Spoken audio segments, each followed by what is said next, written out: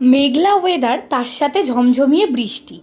আর সেই বৃষ্টির মধ্যে যদি লাঞ্চের পাতে থাকে গরম গরম ভাত, আর তার সাথে গরম গরম ইলিশ মাছ ভাজা উইথ কাঁচা লঙ্কা অ্যান্ড ইলিশের তেল, তাহলে বিষয়টা খুব একটা খারাপ হয় না, কি বলো? না না, লোভ দেখাচ্ছি না, আজকের লাঞ্চের মেনুতে ছিলই এরকম কিছু। তাহলে চলো দেখি আজকের লাঞ্চের মেনুতে আমাদের কি কি ছিল। প্রথম পাতেই গরম ভাত, তার সাথে ইলিশ মাছ ভাজা, সাথে গন্ধরাজ লেবু আর কিছুটা শশা। তার সাথেই রয়েছে বাঁধাকপি আলুর তরকারি, যেটা মাছের মাথা দিয়ে রান্না করা। তারপরেই রয়েছে আজকের শোস্টপার, কালো জিরে কাঁচা লঙ্কা ফোড়ন দিয়ে আলু বেগুন কচুর সাথে ইলিশের ঝোল। আর সানডে ঠিক চিকেন ছাড়া জমে না, তাই সানডে স্পেশাল চিকেন, বাপির হাতে বানানো আনারস আমসত্ত্বর চাটনি।